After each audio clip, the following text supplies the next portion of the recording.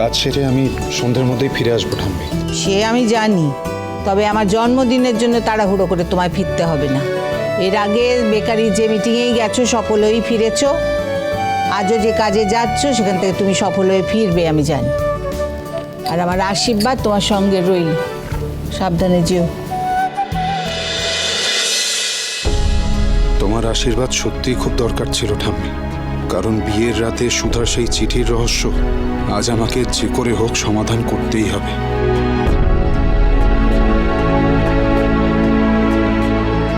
দাদু,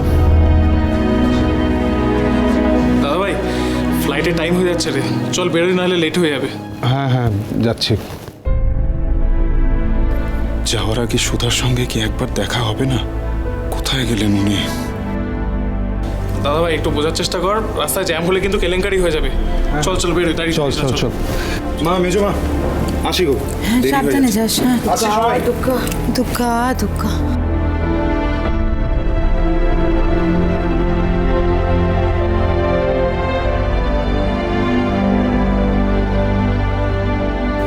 যা,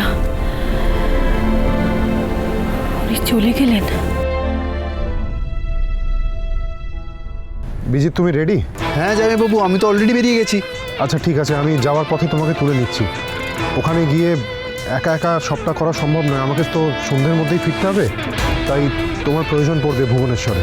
চিন্তা নেই জামাইবাবু, আমি আপনার সাথে সবসময় আছি। আর দেখবেন আজ ওই ওয়েটারের মুখ থেকে সত্যিটা কীভাবে বলাই। শুধু একটা কথা বিজিৎ, কাজ না হওয়া পর্যন্ত সুধা যেন কিছুই জানতে না পারে।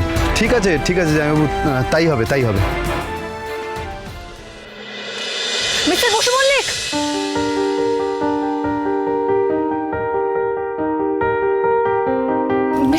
মিস্টার বসু মল্লিক, এই যে আপনার খাবারটা, এখানে টিফিন বক্সে আপনার কিছু খাবার রাস্তার জন্য দিয়ে দিয়েছি, ঠিক আছে? আর দেখেছেন আপনার এতটাই ভুলো মন, আপনি ব্যাগটা নিয়ে যেতে ভুলে যাচ্ছিলেন। আর হ্যাঁ, এই ব্যাগে কিন্তু আপনার একজোড়া জামা কাপড়, একটা টাওয়াল, একটা ছাতা, একটা টুপি আর কিছু ড্রাই ফ্রুটস আর ওষুধ, সেটা কিন্তু আপনার ল্যাপটপ ব্যাগে রাখা আছে। জ্বরের ওষুধ, পেট খারাপের ওষুধ আর মাথা ব্যথার বাম। আর আমি না একজোড়া মোজাও দিয়ে দিয়েছি। আর এটার ভেতরের চেনে একটা শালও আছে। নিন ধরুন। আচ্ছা ভাই, আপনার কি মাথা খারাপ আছে? কেন? আপনার এই ব্যাগ প্যাক করা দেখে মনে হচ্ছে আমি 1 মাসের জন্য বিদেশে যাচ্ছি। আরে যাচ্ছি তো ভুবনেশ্বরে, কয়েক ঘন্টার কাজ, তাও আবার এখন গরম বর্ষাকাল এখন। তাহলে তো মাথাটা আমার নয়, আপনার খারাপ। কি করে? নিজেই বললেন বর্ষাকাল, সেই জন্য একটা ছাতাও দিয়েছি, যদি বৃষ্টিতে আপনি ভিজে যান। তাই একজোড়া জামা কাপড় আর মোজা দিয়েছি। আর আমি শুনেছি ফ্লাইটে নাকি খুব জোরে এসি চলে, যদি ঠান্ডা লাগে তখন শালটা কাজে লাগবে। আর বৃষ্টিতে ভিজে যদি আপনার শরীর খারাপ হয় তখন ওই ওষুধগুলো কাজে লাগবে। দেখেছেন তো, আমি আপনার জন্য একটা ফ্লাস্কে চা বানিয়ে রেখেছিলাম, সেটা আনতেই ভুলে গেছি। আপনি এগুলো ধরুন, আমি এক্ষুনি আসছি।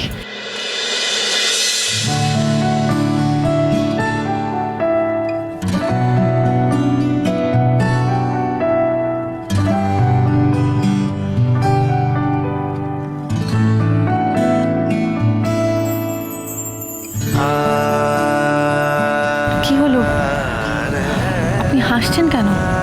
কারণ এতদিন আমার সন্দেহ ছিল যে আপনার মাথা খারাপ, এখন আমি পুরোপুরি নিশ্চিত হয়ে গেছি। দেখলেন তো, আমি আপনার ভালো করতে গেলাম আর আপনি উল্টে আমার দোষ খুঁজছেন। আচ্ছা বেশ, আপনাকে কিছু নিয়ে যেতে হবে না, দিন এগুলো সব আমাকে দিন। দিন।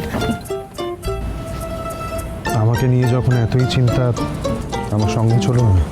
তোকে নিয়ে দিন আসে আব ছায়ার পাশে পাশে, অবাক চোখ নিষ্পলক এই মধুমাসে। কয়েক ঘন্টার ব্যাপার হলেও নিয়ে যাচ্ছি ব্যাগটা, সন্ধ্যের মধ্যেই ফিরে আসবো। জানি কয়েক ঘন্টার ব্যাপার, কিন্তু তবুও কেন জানি না মনে হচ্ছে অনেক কটা দিন, অনেকটা সময় আমি আপনাকে দেখতে পাবো না। ভেতরে কেমন একটা ভয় কাজ করছে। ভয় পাওয়ার কিচ্ছু নেই। আমার দাদু বলে সৎ পথে চললে ভয় থাকে না। আর আজ আমার মন বলছে সুধা, আমি যখন ফিরবো না তখন আপনি এক নতুন তেজ বসু মল্লিককে দেখবেন। কথা দিলাম। তবে আপনাকেও একটা কথা দিতে হবে। কি কথা? আমি না ফেরা পর্যন্ত আপনি বাড়িতেই থাকবেন, আর কোনো গন্ডগোলের কাজ করবেন না, শরীর খারাপ বাড়াবেন না, ওষুধ খাবেন, নিজের খেয়াল রাখবেন। কথা দিন।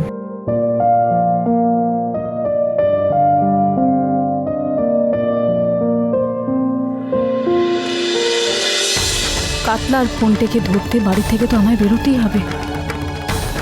কথা দিন। আপনার ক্ষতি হয় বা ঠাম্মির কষ্ট হয় এমন কিছু করবেন না।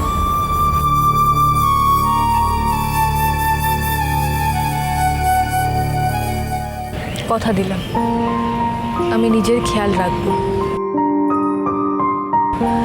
আর এমন কিচ্ছু করব না যাতে ঠাম্মি কষ্ট পান, আর সব সময় সৎ পথে চলব।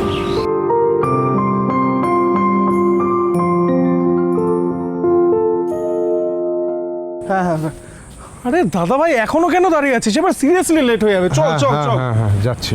দু হাতে আগলে রাখিস আমার স্বপ্নের আপিস, লুকোচুরি জল ঘুড়ি মেঘ আকাশে,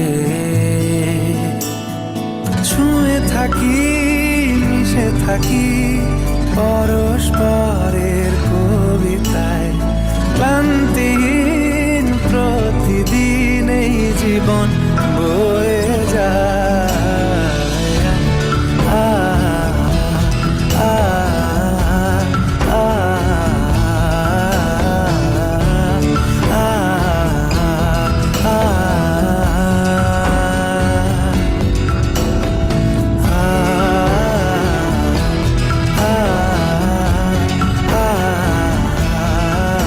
আমার মনটা এরকম অস্থির অস্থির কেন লাগছে গজানন?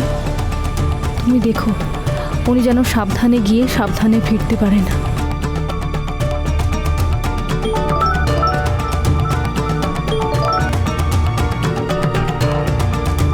হ্যাঁ ঝিনুক, বল।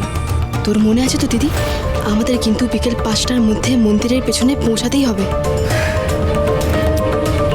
এখন সবে 11টা বাজে, আমি ঠিক সময় ওখানে পৌঁছে যাব, তুই চিন্তা করিস না।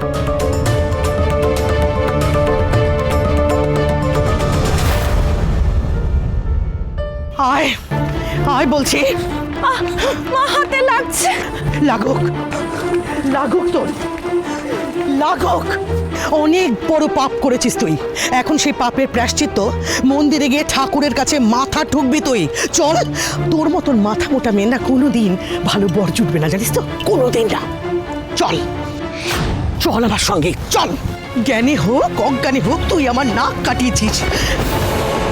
দোয়েল তো এখানে মন্দিরের দিকে যাচ্ছে, ওকে দেখে তো মনে হচ্ছে না ও আজ ফোনটির সঙ্গে দেখা করতে যাবে। তাহলে কেসটা কি?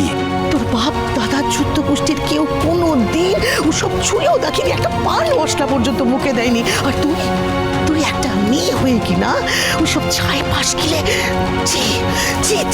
বলছে তোমার ঝিনুক ওসব প্ল্যান করে খাইয়েছে।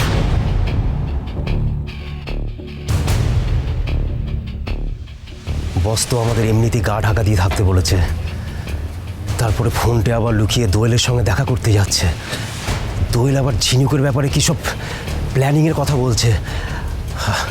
আমার না ঠিক ভালো লাগছে না।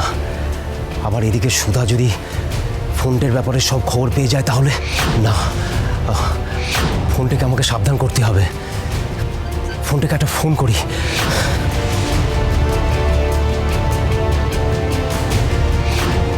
ফোনটা ধর, ফোনটা ধর। আরে ফোনটা তো ধরছেই না, ফোনটা ধর।